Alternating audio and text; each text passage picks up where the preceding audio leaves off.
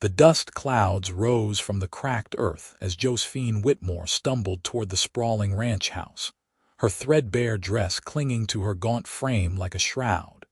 And she knew with absolute certainty that if this stranger turned her away, she would not survive another night under the unforgiving Colorado sky. It was late August of 1878, and Georgetown, Colorado had seen better days. The silver mines that once promised fortune to every dreamer had dried up faster than whiskey at a Saturday night saloon, leaving behind hollow-eyed families and abandoned homesteads. Josephine had watched her father succumb to mine lung 3 months prior, had buried her mother beside him just 6 weeks later when grief proved more deadly than any disease. At 22 years old, she found herself alone in a world that had no patience for solitary women without means or family. The ranch before her stretched across the valley like a small kingdom, fences well maintained, cattle dotting the grasslands in healthy clusters. She had heard talk in town about Isaiah Vance, the rancher who had built his spread from nothing, who paid his hands better than anyone else in the territory, but who also worked them harder. They said he was fair but cold, generous with wages but miserly with sentiment. Josephine did not care about his temperament. She only cared that he might have scraps to spare, some leftover food she could carry away before finding somewhere to sleep that was not under the open sky. She reached the porch steps and paused, smoothing down her dress though the gesture was futile. The fabric had been patched so many times it resembled a quilt more than a proper garment. Her hands trembled as she raised one fist to knock on the heavy wooden door. The sound echoed, and for a moment she heard nothing but the wind rustling through the cottonwoods that lined the property. Then the door opened, and Josephine found herself staring up at a man who seemed carved from the same mountains that surrounded them. Isaiah Vance stood well over 6 feet, with broad shoulders that filled the doorframe and hands that looked capable of breaking a horse or building a home with equal ease. His face was weathered from years under the sun, strong-jawed and serious, with eyes the color of storm clouds that assessed her with an intensity that made her want to step backward. "Help you?" His voice was deep, rougher than gravel on a wagon road. Josephine swallowed hard, trying to find her voice. "Sir, I apologize for the intrusion.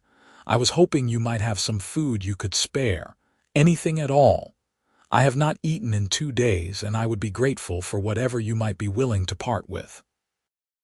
Isaiah's expression did not change as he looked her over, taking in her hollow cheeks and the way her dress hung loose on a frame that had once carried more weight. His gaze moved to her hands, noting the calluses and broken nails that spoke of hard work, then back to her face. "I do not give charity," he said, and Josephine felt her heart sink toward her worn boots. "But I pay fair wages for fair work." She blinked, certain she had misheard. "I beg your pardon. My cook quit yesterday. Took off for Denver with a traveling salesman." Isaiah leaned against the doorframe, crossing his arms over his chest. "Left me with 10 ranch hands expecting 3 meals a day and no one to prepare them. Can you cook?" "Yes." The word came out stronger than she felt. "My mother taught me everything. I can cook, clean, mend clothes, tend a garden. Whatever you need. $30 a month plus room and board. Breakfast before dawn, lunch at noon, dinner at sunset. The men are hungry workers, so portions need to be substantial. You will have Sundays after lunch to yourself." He stated the terms like he was discussing the weather, straightforward and without embellishment. "The room off the kitchen is yours. It has a door that locks from the inside. Any man on this ranch who bothers you answers to me, and that is a conversation no one wants to have." Josephine could barely process what she was hearing. $30 a month was more than she had ever dreamed of earning. Room and board meant safety, shelter, food in her own belly. It seemed too good to be true, and yet Isaiah Vance did not strike her as the type of man who made jokes or false promises. "When would you need me to start?" she asked, her voice barely above a whisper. "Now would be ideal. The men will be coming in from the range in 3 hours expecting dinner." She nodded quickly, almost desperately. "Yes, thank you. I will not disappoint you, Mr. Vance." "Isaiah," he corrected, pushing off from the doorframe and gesturing for her to enter. "Only the bankers and lawyers call me Mr. Vance, and I do not much care for their company."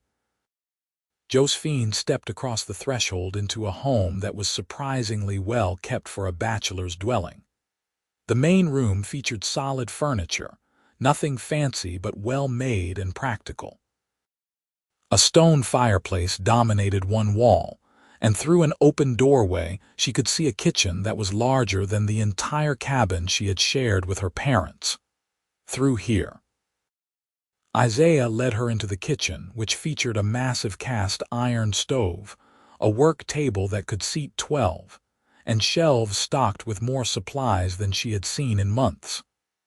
"Pantry is there, root cellar is through that door. I keep it well stocked. Use what you need.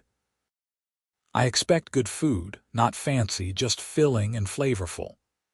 He walked to another door and opened it, revealing a small room with a single bed, a dresser, and a window that looked out onto a garden. The bed had clean sheets, and there was a wash basin on the dresser. To Josephine, it looked like a palace. "This is mine." She could not keep the wonder from her voice. "It is now." Isaiah moved back toward the kitchen. "I will leave you to get settled.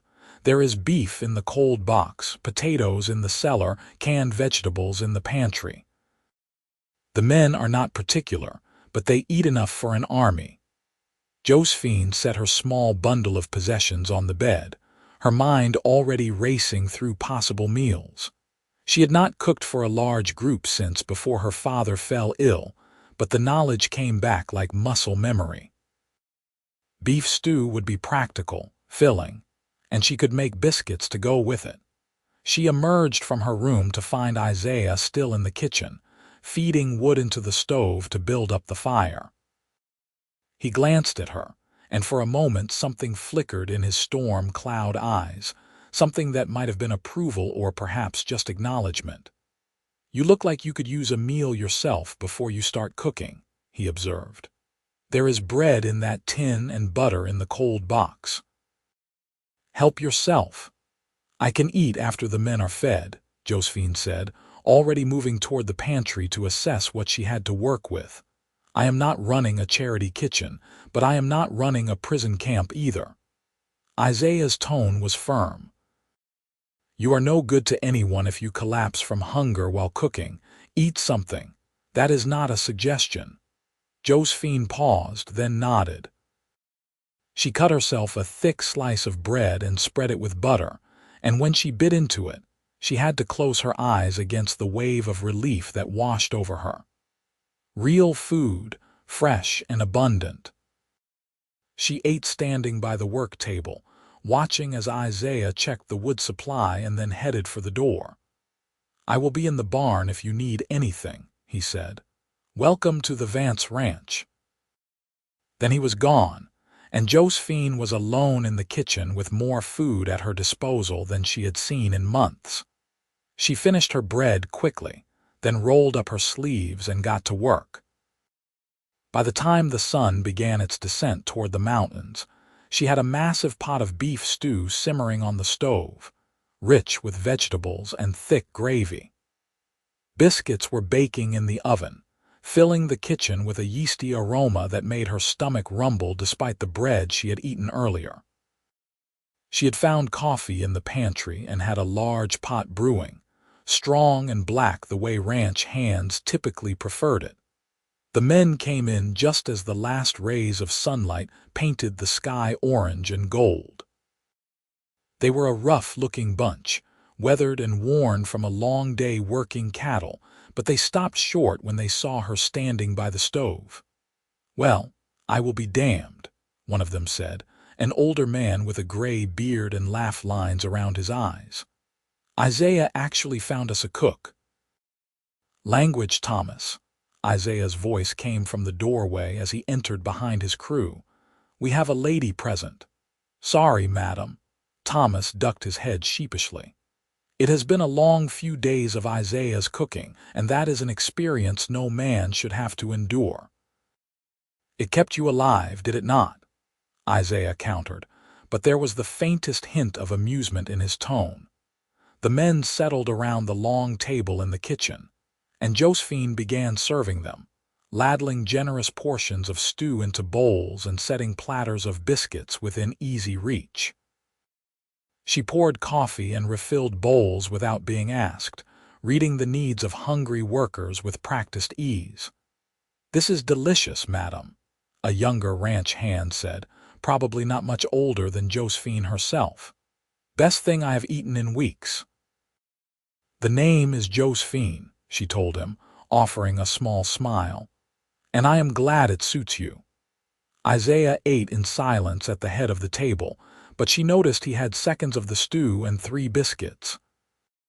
When the meal was finished and the men began to disperse to the bunkhouse, he remained behind, watching as she cleared plates and began washing dishes. "You did well," he said simply. "Thank you." Josephine plunged her hands into the hot water, scrubbing at a pot. "I will do better as I learn their preferences. They are cowboys. Their preferences begin and end with quantity." Isaiah stood from the table and brought his own dishes to the washing basin. "You should eat now. There is plenty left." She wanted to argue, to insist on finishing the cleanup first, but the look in his eyes suggested that would be futile. She dried her hands and fixed herself a bowl of stew, sitting at the now empty table while Isaiah continued to stand, leaning against the counter with his arms crossed. "You said your mother taught you to cook," he said after a moment. "She is gone, I take it." Josephine nodded, swallowing a mouthful of stew before answering. 6 weeks ago. My father passed before her, mine lung." "Miner's family," Isaiah stated rather than asked. "The silver bust hit your folks hard. It hit everyone hard. Georgetown is half empty now. All those who could leave have left. Those who remained are barely holding on." She took another bite, savoring the warmth and sustenance. "I tried to find work, but there was nothing. No one wants to hire a woman alone, especially not when there are men desperate for any job. Their loss." Isaiah's tone was matter of fact. "You clearly know your way around a kitchen, and that is a skill worth paying for." They fell into a comfortable silence, Josephine eating while Isaiah seemed content to simply stand there. When she finished, she returned to the dishes, and to her surprise, he picked up a towel and began drying the one she had washed. "You do not have to do that," she said. "It goes faster with 2. He dried a plate and set it on the shelf with the precision of someone who knew exactly where everything belonged. "I am not above helping with honest work." They worked side by side until the kitchen was clean, and then Isaiah showed her how to bank the stove for the night, explaining his preferences for how the kitchen should be maintained. He was a thorough teacher, patient with his explanations but expecting her to remember everything he said. "The men start work at dawn, so breakfast needs to be ready before first light," he explained. "They will come in for lunch around noon, and dinner is after they finish evening chores, generally around sunset, but it varies depending on the work that needs doing." "I understand." Josephine committed every detail to memory. This job was a lifeline, and she would not jeopardize it through carelessness or forgetfulness. "Get some rest," Isaiah said, heading toward a hallway that presumably led to his own quarters. "Tomorrow will be a long day." Josephine retreated to her small room, closing and locking the door as Isaiah had mentioned she could. She changed into the only nightgown she owned, patched but clean, and slipped between sheets that smelled of soap and sunshine.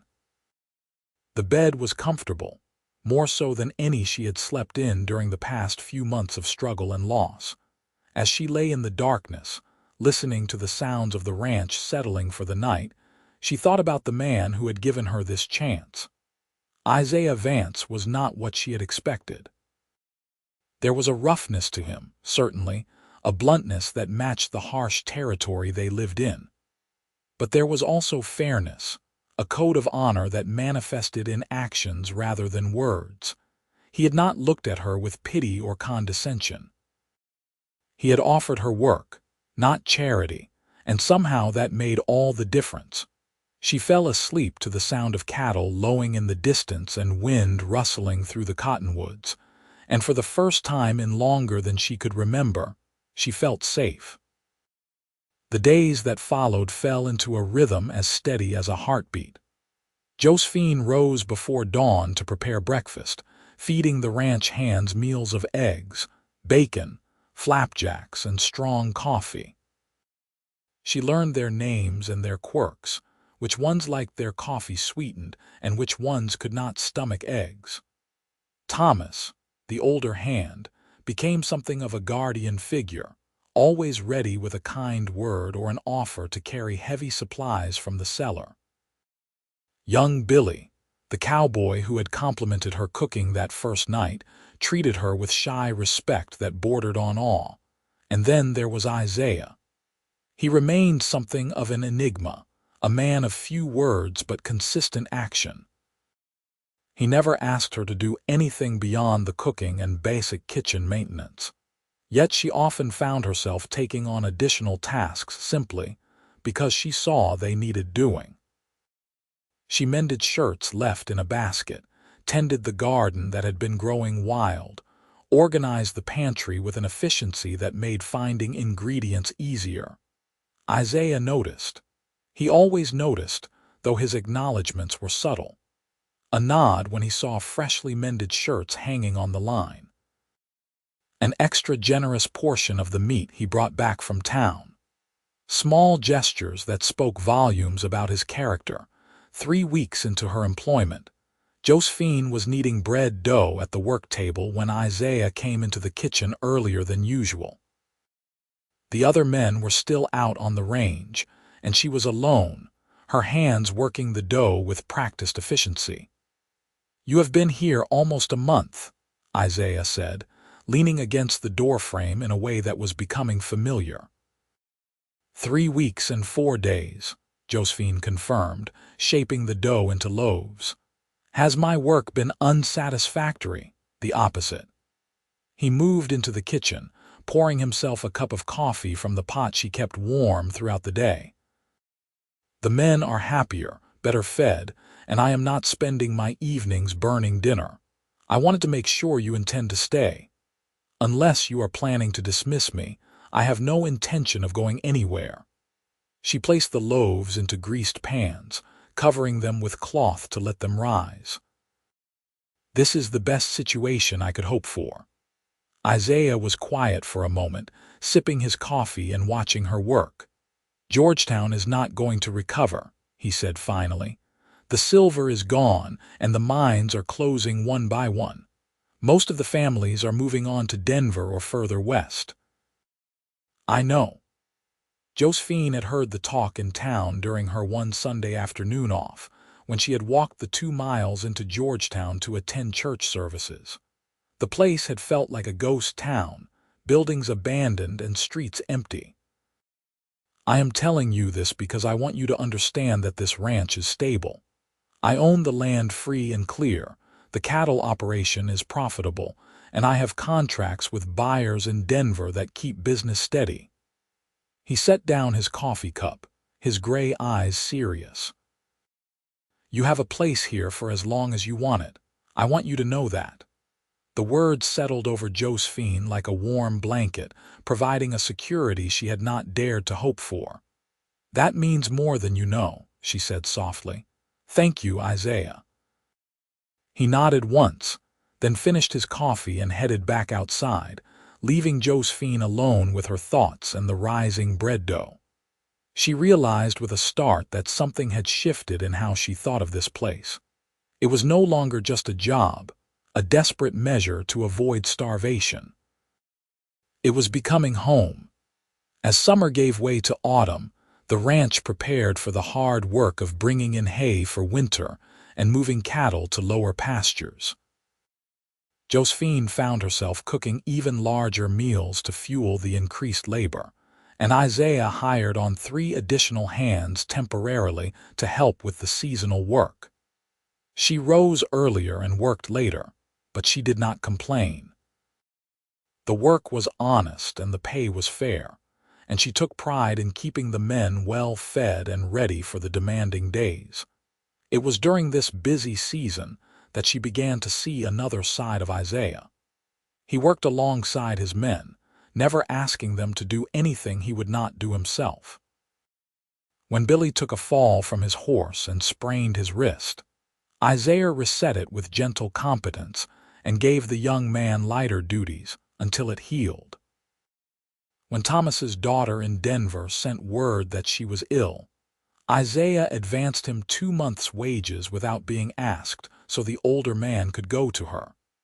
These actions, witnessed in quiet moments, painted a picture of a man who led by example and cared for those under his employ. Josephine found herself watching him more than she probably should, noticing the way his shoulders moved when he carried feed sacks, the rare smile that touched his lips when one of the men told a particularly good joke at dinner. She realized with a mixture of alarm and wonder, developing feelings that went beyond simple gratitude. October brought the first serious cold, frost sparkling on the grass in the mornings and smoke rising from the bunkhouse chimney throughout the day.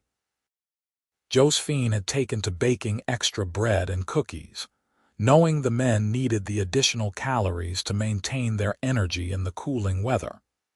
The kitchen became the warm heart of the ranch house, always filled with good smells and the steady heat from the stove. One evening after the men had retired to the bunkhouse, Isaiah remained behind as had become his habit. He helped her with the dishes, a routine they had fallen into without ever discussing it. The domesticity of it struck Josephine sometimes, how natural it felt to work beside him in the lamplight, their hands occasionally brushing as they passed dishes and towels. "Winter is going to be hard this year," Isaiah said, breaking the comfortable silence. "I can feel it in my bones." "We are due for a rough one. The pantry is well stocked," Josephine assured him, "and I have been preserving everything I can from the garden. We will not go hungry." "That is not what I am worried about." He dried a pot with slow, methodical movements. "I am worried about you being isolated out here when the snows come. Sometimes we can go weeks without being able to get to town. Some women find that difficult." Josephine considered this, her hands stilling in the wash water. "I have spent the past 3 months more alone than I have ever been in my life, even surrounded by people. Here, I have purpose, security, company when I want it, and solitude when I need it. The snow does not frighten me." Isaiah looked at her then, really looked at her, and something in his expression made her breath catch. "You are different than I expected," he said quietly. "When you showed up on my porch, I thought you would be another desperate soul looking for an easy way out. But you work harder than anyone I have ever employed. You take pride in what you do. You have made this house feel like a home." Heat rose in Josephine's cheeks that had nothing to do with the warm kitchen. "You gave me a chance when no one else would. I wanted to prove you right for taking that risk. It was not a risk." He set down the dried pot and turned to face her fully. "I saw something in you that first day, something in your eyes, strength, determination. You were not broken, just bent. I knew you would stand back up if given the opportunity. You saw all that in a few minutes." Josephine tried to keep her tone light, but her heart was racing.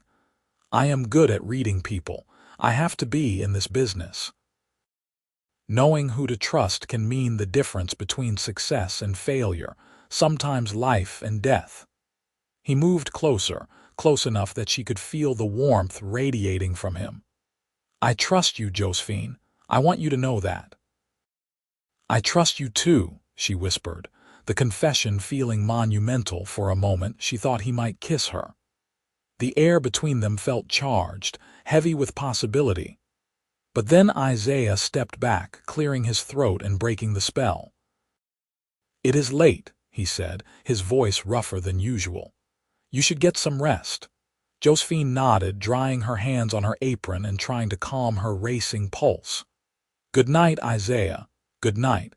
She retreated to her room, but sleep was a long time coming. She lay in the darkness, thinking about gray eyes and gentle hands and the way her name sounded in his deep voice. She was falling in love with him, she acknowledged to herself. Perhaps had been falling since that first day when he offered her work instead of charity, treating her with respect when she had nothing to offer but labor. The question that kept her awake into the small hours was whether he felt the same, and if so, what they would do about it. November arrived with a vengeance, bringing the first real snowfall and temperatures that made even going from the house to the barn an exercise in endurance.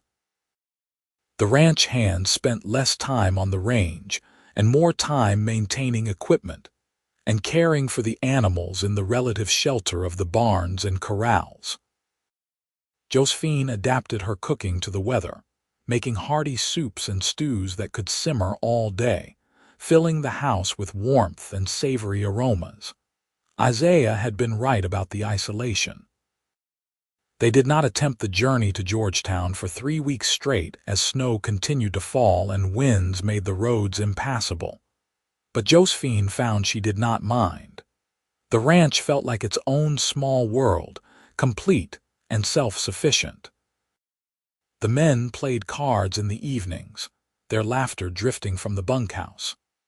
Isaiah often sat in the kitchen while she worked, reading newspapers that were weeks old or going over his account books by lamplight. The proximity bred a deeper familiarity.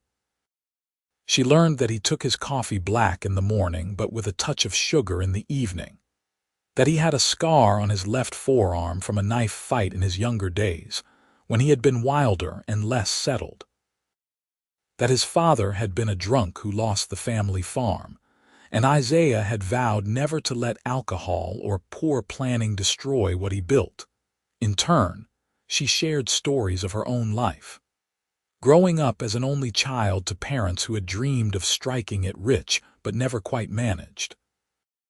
How her mother had taught her to find joy in simple things, in a well-cooked meal or a carefully mended dress. How her father, despite his failings, had loved them both fiercely and had died with their names on his lips. These conversations, held in the warm kitchen while snow fell outside, created bonds stronger than Josephine had anticipated. She began to understand Isaiah not just as her employer, but as a man shaped by hardship into something resilient and true. And she hoped, that he was beginning to see her as more than just his cook. The confirmation came on a frigid December evening, 3 days before Christmas. Josephine had spent the afternoon baking, preparing treats for the holiday. The kitchen was filled with the scent of gingerbread and sugar cookies, and she had flour dusting her apron and probably her face as well.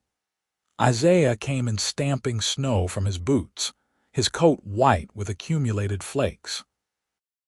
"Smells like heaven in here," he said, shrugging out of the heavy coat and hanging it by the door. "I may have gotten carried away," Josephine admitted, gesturing to the cooling racks that covered every available surface. "But the men deserve something special for Christmas. They are not the only ones." Isaiah moved into the kitchen, picking up a cookie and biting into it, his eyes closed briefly in appreciation. "Josephine, I need to tell you something." The serious tone made her set down the bowl she had been holding. "What is it? Is something wrong?"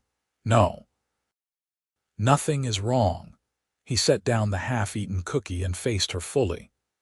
"Everything is too right, actually, and that is the problem. Or maybe it is not a problem. I am not handling this well. She had never seen him uncertain before, and it made him seem more human, more reachable.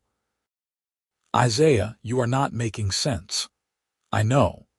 He ran a hand through his dark hair, leaving it standing on end. Let me start over. When you came here 4 months ago, I hired you because I needed a cook. But somewhere along the way, you became more than that. You made this house a home. You made me look forward to coming in from the cold because you would be here. And I started having thoughts that an employer should not have about someone in his employ. Josephine's heart felt like it might beat right out of her chest. What kind of thoughts?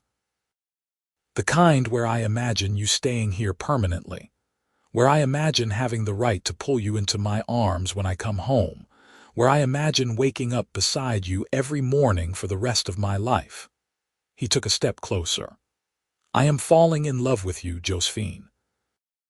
Hell, I think I have been since you stood on my porch trying so hard to be strong when you were falling apart. And I need to know if there is any chance you might feel the same. For a moment, she could not speak, too overwhelmed by the rush of emotion flooding through her. Then she closed the distance between them, reaching up to cup his weathered face in her flour-dusted hands. I have been in love with you for weeks, she whispered. I was just too afraid to hope you might feel the same. Isaiah's arms came around her, pulling her close against his solid warmth. I more than feel the same. Josephine, I want to marry you, I want to build a life with you, but I need you to be certain because once you say yes, I am never letting you go. Then I suppose it is fortunate that I never want you to. She smiled up at him, tears of joy pricking her eyes.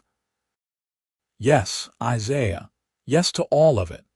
He kissed her then, a kiss that tasted like sugar cookies and hope and promises for the future. When they finally broke apart, both breathing hard, Isaiah rested his forehead against hers. We will do this properly, he said. I will go into Georgetown as soon as the weather clears and buy you a ring. We will be married by the preacher, and I will make sure everyone knows you are my wife, not my cook. I can be both, Josephine pointed out, happiness bubbling up inside her like champagne. I do enjoy cooking. You can be whatever you want to be. He kissed her again, softer this time. As long as you are mine. They told the men at breakfast the next morning, and the response was enthusiastic. Thomas grinned wide enough to split his face and declared it was about time.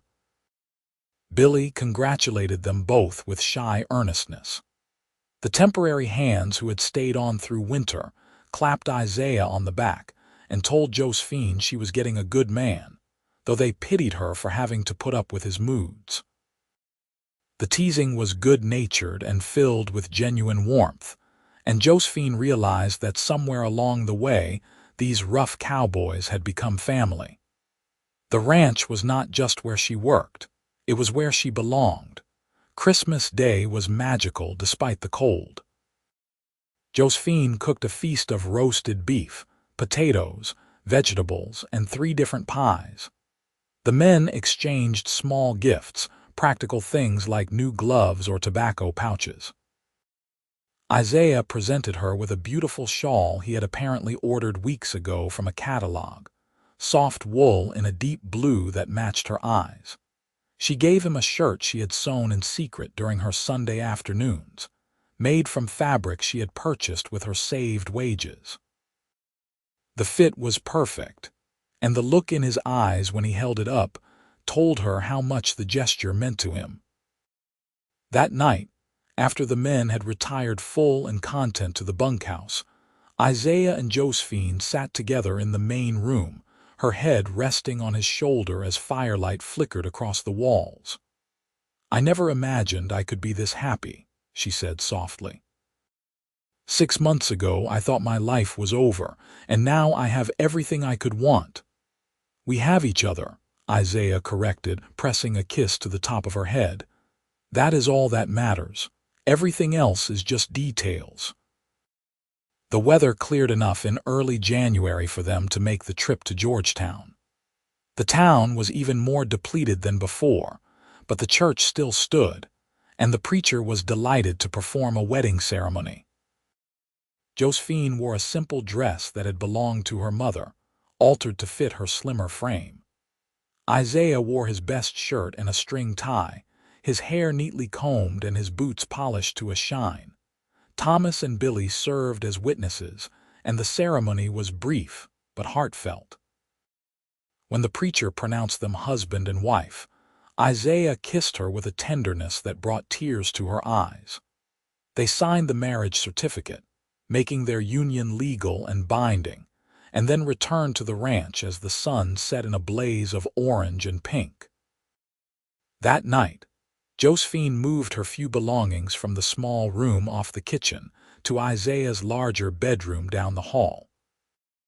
Their wedding night was sweet and gentle, Isaiah treating her like something precious, and afterward they lay tangled together under heavy quilts, listening to the wind howl outside. "Are you happy?"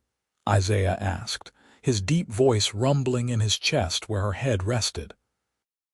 "Happier than I knew was possible," Josephine answered truthfully.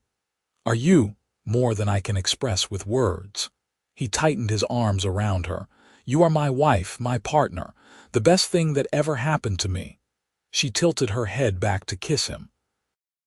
"The feeling is entirely mutual, husband."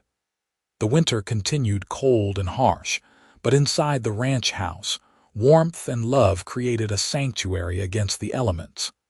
Josephine continued to cook for the men, but now she did so as the rancher's wife rather than the hired cook. The distinction might have seemed minor, but it changed everything. She had authority now, a position of respect that extended beyond her culinary skills. Isaiah consulted her on ranch decisions, valuing her practical mind and careful considerations. When one of the cows developed a difficult labor, she stood beside him in the barn at 2 in the morning, helping however she could until the calf was safely delivered. When supplies ran low, and they had to ration certain foods, she planned menus that stretched what they had without anyone going hungry. They were partners in the truest sense, each supporting the other through the challenges of ranch life. And when spring finally arrived, melting the snow and turning the valley green once more, they celebrated by taking a rare day off together. Isaiah saddled 2 horses, and they rode out across the property, following a creek that ran swift with snowmelt.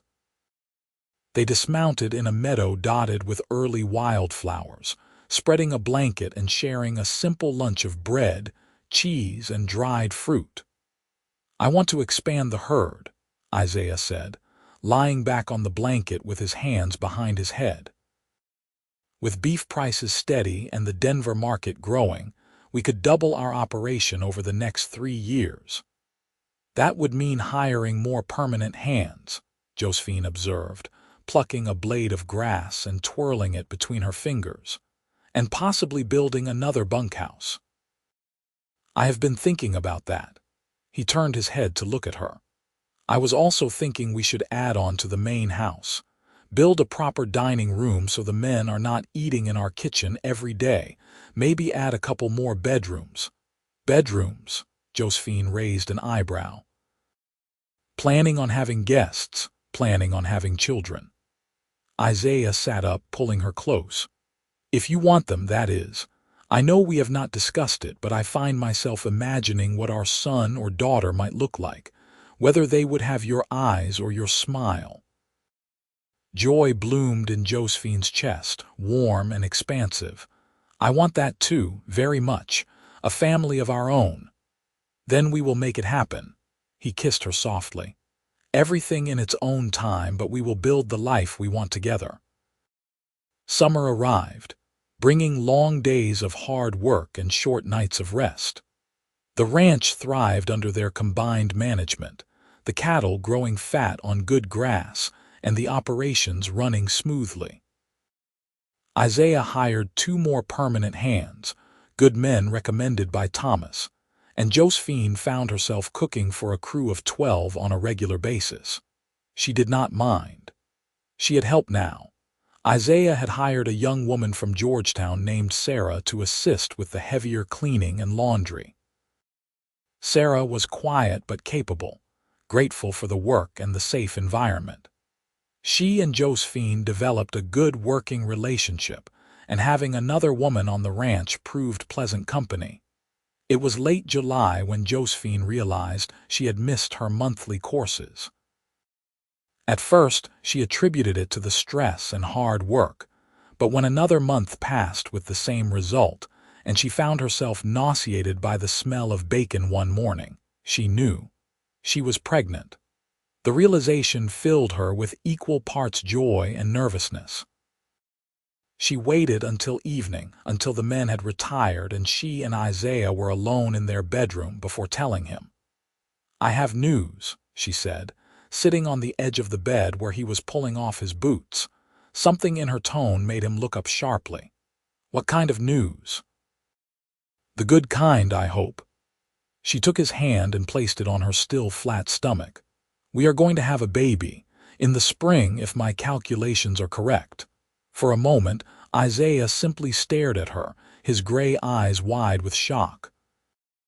Then a smile spread across his face, transforming his usually serious expression into something radiant with happiness. "A baby," he repeated, his voice rough with emotion. "Josephine, are you certain as I can be without seeing a doctor, but all the signs are there?" She covered his hand with hers. "Are you pleased?" He pulled her into his arms, holding her with infinite care. "I am overjoyed, terrified but overjoyed. We are going to be parents." "We are," she confirmed, laughing at the wonder in his voice. "I suppose we had better get started on those extra bedrooms you were talking about." Isaiah insisted on riding to Georgetown the very next day to fetch the doctor, despite Josephine's protests that it was too early and unnecessary. The doctor confirmed what she already knew and pronounced her healthy, advising rest and proper nutrition. Isaiah took these instructions seriously, to the point where Josephine had to firmly remind him that she was pregnant, not made of glass. Still, his protectiveness was endearing. He took over the heavier kitchen tasks, carrying water and lifting large pots. He made her sit down whenever he caught her standing too long. And at night, he would place his hand on her growing belly and talk to the child they had made together, telling stories about the ranch and making promises about the future. The men were delighted by the news. Thomas whittled a small rocking horse that he presented shyly one evening at dinner. Billy announced he was an uncle 3 times over and would teach the baby to ride as soon as they were old enough. Even the newest hands offered congratulations and seemed pleased to be part of the growing ranch family. True to his word, Isaiah began work on the house expansion that fall. He and the men spent their spare time framing out a proper dining room and 3 additional bedrooms. They worked with care and precision, building something meant to last for generations. Josephine watched the house grow, imagining it filled with children and laughter and life. Winter came again, but this time Josephine faced it with anticipation rather than dread. Her belly swelled with their child, and she adapted her cooking to accommodate her changing body. Sarah took on more of the physical work, and Josephine found herself in the role of supervisor and planner more than active laborer. Isaiah was attentive to the point of distraction. More than once, Thomas had to redirect him when he lost focus on ranch work because he was worrying about his pregnant wife. Josephine found it both frustrating and touching, this evidence of how much he loved her and their unborn child. The baby came on a bright April morning, arriving with the spring thaw and the return of green to the valley. The labor was long and difficult, attended by the doctor Isaiah had insisted stay at the ranch for the final weeks of her pregnancy.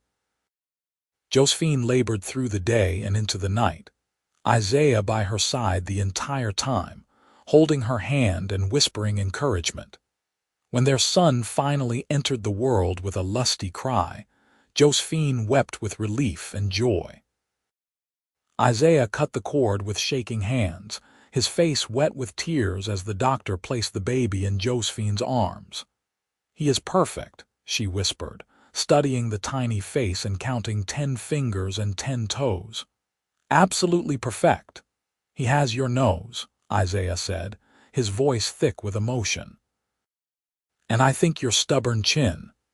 They named him James, after Josephine's father, James Wesley Vance, born healthy and strong into a world that would love and protect him.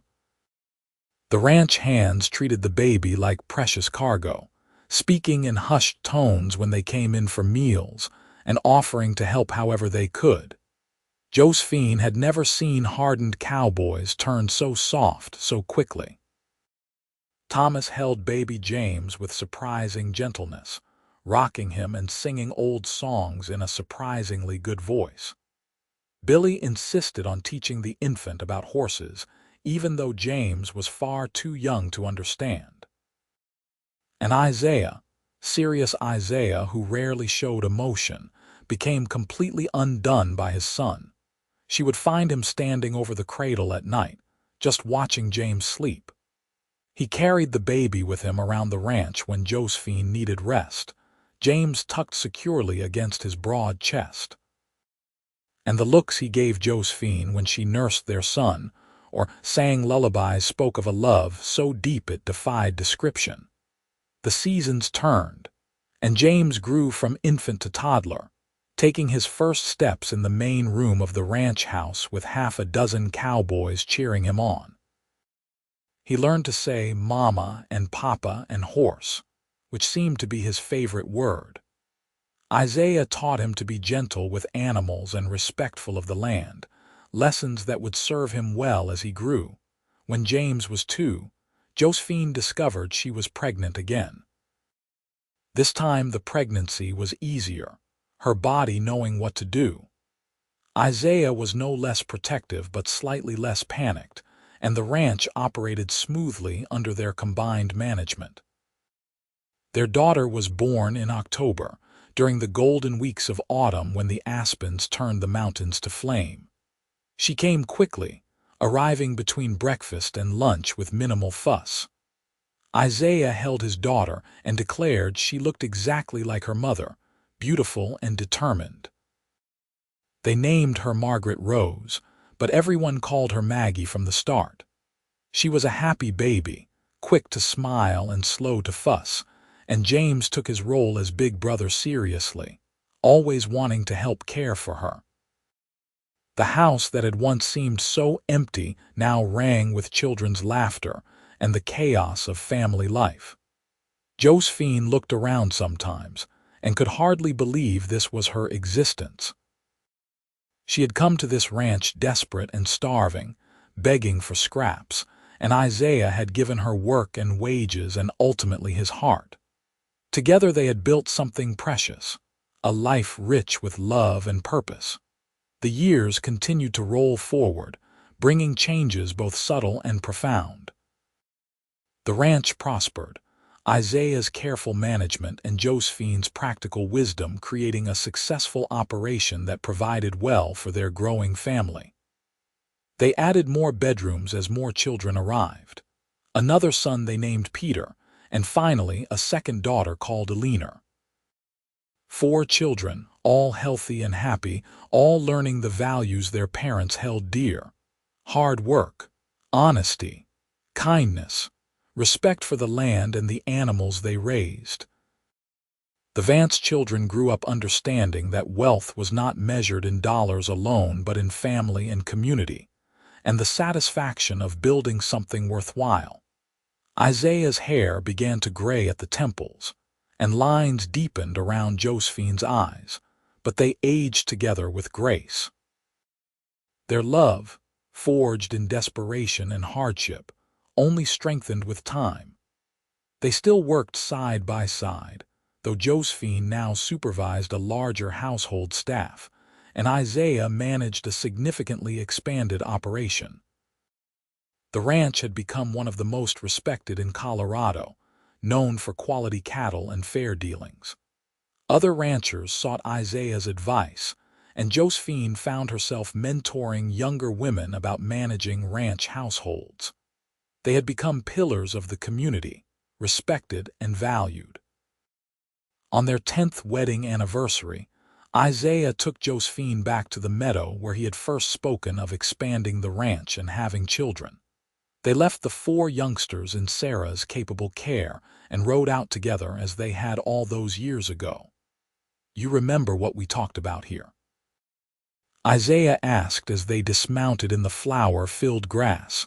"You wanted to double the herd and add bedrooms to the house," Josephine recalled, smiling at the memories. "We have done both of those things and more. I told you I imagined children, a family." He pulled her close, and she went willingly into his embrace. "But what I did not say, what I could not find words for, was how much I already loved you, how you had transformed my life simply by being in it. Isaiah." She cupped his face in her hands, studying the features she knew as well as her own. "You saved me, not just from starvation, though you did that too. You saved me from despair, from believing I had nothing to offer the world. You saw value in me when I could not see it in myself." "I only offered you work," he protested. "You did everything else through your own strength and spirit." "You offered me dignity," Josephine corrected. "You said you did not give charity but paid fair wages, and in doing so you gave me back my self-respect." That was the beginning of everything else. They stood together in the meadow, wrapped in each other's arms, and Josephine thought about the journey that had brought them to this moment. She had arrived at his door broken and desperate, begging for scraps, expecting nothing. And he had given her everything, not through charity but through respect and opportunity and eventually love. "I would do it all again," she said softly. "Every hardship, every loss, if it meant I would end up here with you." "I thank God every day that you came to my door," Isaiah replied, his voice rough with emotion. "That I was smart enough to see what you could be if given the chance. You are the best decision I ever made, Josephine Vance." "We are the best decision we ever made," she amended, rising on her toes to kiss him. Together. They returned to the ranch as the sun set, riding side by side as they had countless times before. The house glowed with lamplight, and they could hear their children's voices raised in laughter. Sarah had dinner well in hand, and the ranch hands were settling in the bunkhouse for the evening. It was an ordinary moment, really. Just another evening on the Vance ranch. But to Josephine, it was everything. This life they had built together, from the ashes of her desperation and his loneliness, was more than she had ever dreamed possible. The years continued their steady march. James grew tall and strong, learning the ranch business from his father and showing a natural aptitude for cattle management. Peter was more interested in the horses, spending hours in the barns and corrals working with the animals. Maggie inherited her mother's practical nature and her father's business sense, and at 12, she was already keeping account books that rivaled Josephine's in their precision. Eleanor, the baby, was still young but showed signs of being the most adventurous of the 4, always exploring and asking questions. Isaiah and Josephine watched their children grow with pride and occasional terror, as all parents do. They guided and taught, disciplined when necessary, and loved without reservation. The ranch was not just a business or a home, it was a legacy they were building for the future. Thomas retired eventually, too old for the demanding physical work, but kept on as an advisor and friend. Billy married a girl from Georgetown and brought her to live on the ranch, taking over as foreman when Thomas stepped down. The cycle of life continued, seasons turning, children growing, love enduring. On a warm summer evening 20 years after Josephine first arrived at the ranch, she and Isaiah sat on the porch watching the sun paint the sky in shades of gold and crimson. Their children were grown or nearly so, pursuing their own dreams while remaining tied to the land that had raised them. James had married and built a house on the far end of the property, already talking about taking over operations when Isaiah was ready to step back. "We have done well," Isaiah said, taking Josephine's hand in his. "Better than I ever hoped." "We have," she agreed, leaning against his solid shoulder. "Sometimes I think about that first day when I came to your door desperate and afraid. I was so certain my life was over. Instead, it was just beginning." Isaiah pressed a kiss to her temple. "You came begging for scraps, and I told you I did not give charity. That was true then, and it is true now. What we built together was not charity. It was partnership, respect, love that grew from seeing each other clearly and choosing to build something together." "Fair wages for fair work," Josephine quoted his words from that long-ago day. "You always kept that promise. You never made me feel like I was anything less than your equal. Because you are my equal. More than that, you are my better half. You took a house and made it a home. You took a solitary man and taught him how to be a husband and father." His voice grew thick with emotion. "I love you, Josephine, more today than yesterday and less than tomorrow." Tears pricked her eyes as they always did when he spoke so openly of his feelings. "I love you too. Thank you for giving me a chance, for seeing me when I felt invisible, for building this beautiful life with me." They sat together as the stars emerged one by one, comfortable in the silence that came from years of companionship. Inside the house, they could hear Maggie playing the piano they had purchased when she showed musical talent. The sound drifted out through the open windows, sweet and clear in the evening air. "No regrets?" Isaiah asked after a while. "Not a single one," Josephine answered honestly. "How could I regret anything that led me here to you, to this family we have made? Good." He squeezed her hand gently. "Because I intend to keep you for at least another 20 years, maybe 40 if I can manage it." She laughed, the sound light and happy. "I will hold you to that, Isaiah Vance." And she did. They grew old together on the ranch, surrounded by children and eventually grandchildren. The business continued to thrive under multiple generations of Vance management. The main house was expanded again and then again, growing to accommodate family gatherings and holiday celebrations. Josephine continued to cook, though she had plenty of help these days. It remained her joy, feeding the people she loved and watching them enjoy her efforts. Isaiah remained active in the ranch operations well into his later years, his judgment sought on major decisions, and his wisdom valued by all. When they celebrated their 40th wedding anniversary, the whole family gathered at the ranch. Children, grandchildren, even great-grandchildren filled the expanded house to bursting. There was food and music and laughter, stories told and memories shared. That night, after everyone else had gone to bed or retired to guest rooms, Isaiah and Josephine sat together in the rocking chairs he had built for their 25th anniversary.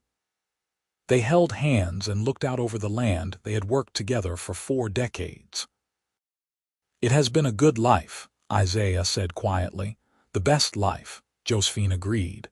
"Better than anything I could have imagined possible. You remember what you said that first day? When I told you I did not give charity, I said I could cook, clean, mend clothes, tend a garden. Whatever you needed." She smiled at the memory of that desperate young woman she had been. "You gave me so much more than that." Isaiah turned to look at her, his gray eyes still sharp despite his age. "You gave me love, family, partnership, purpose. You turned a house into a home and a solitary existence into a life worth living." "We did that together," Josephine insisted. "Every step of the way we built this together." "Together," he agreed, bringing her hand to his lips. "Always together." They sat in the comfortable darkness. Two souls who had found each other through desperate circumstance and built something lasting through determination, respect, and love. The ranch stretched out around them, solid and prosperous, a legacy that would continue long after they were gone. Josephine thought about the terrified woman who had climbed these porch steps so many years ago, begging for scraps from a stranger.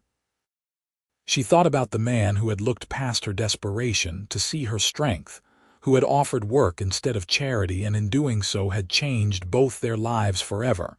She had come seeking survival and had found everything else: home, family, love, purpose.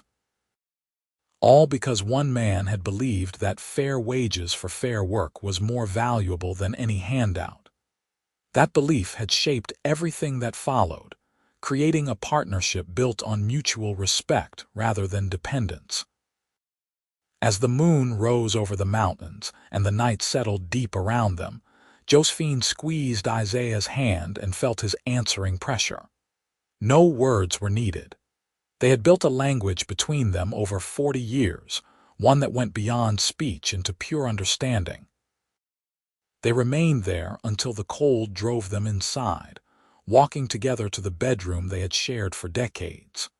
Tomorrow would bring new challenges and new joys, as every day did. But tonight, they had each other and the satisfaction of lives well lived and love deeply shared.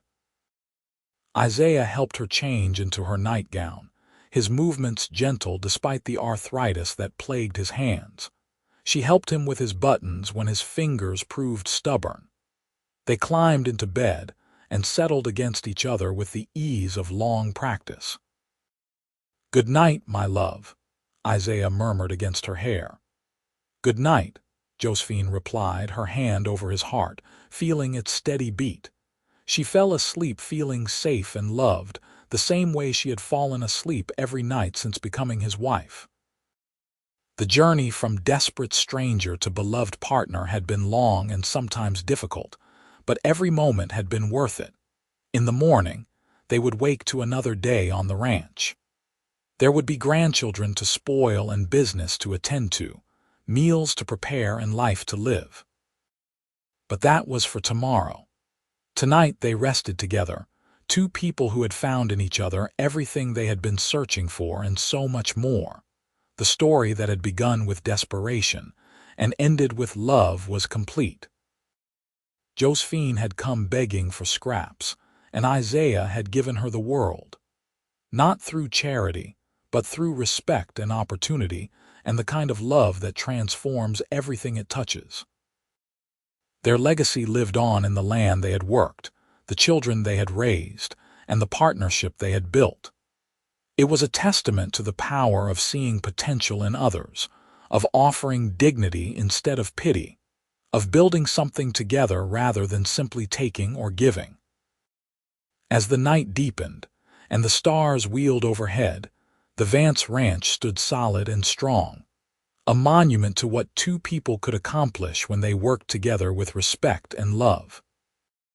And within its walls, Isaiah and Josephine slept peacefully, their lives intertwined completely, their story told, their love eternal. The years had brought changes, as years always do, but the foundation they had built together remained unshakable.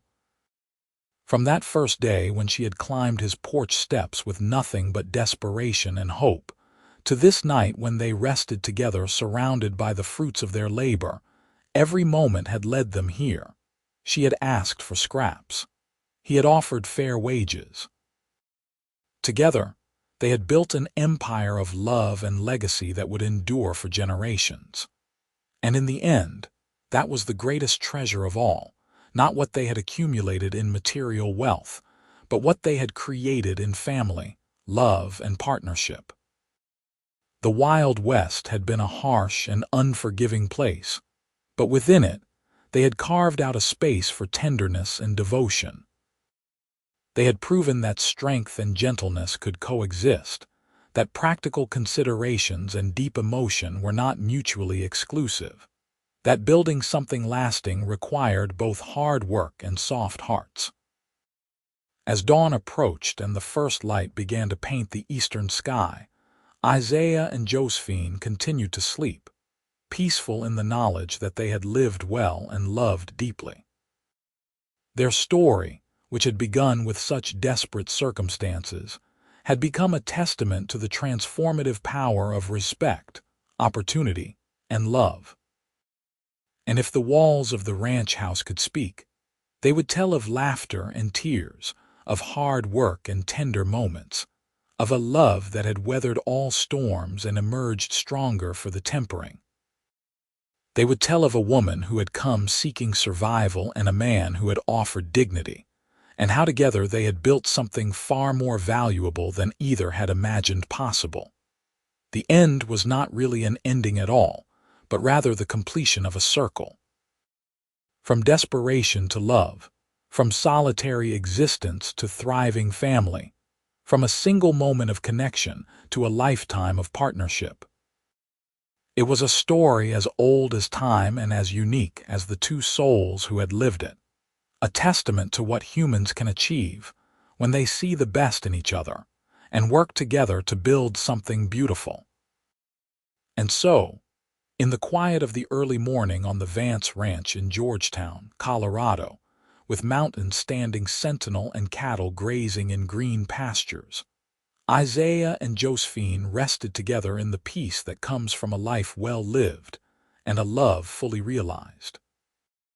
Their journey, which had begun with such uncertainty, had reached its conclusion in the most certain thing of all, the eternal bond between two hearts that had chosen each other and never looked back.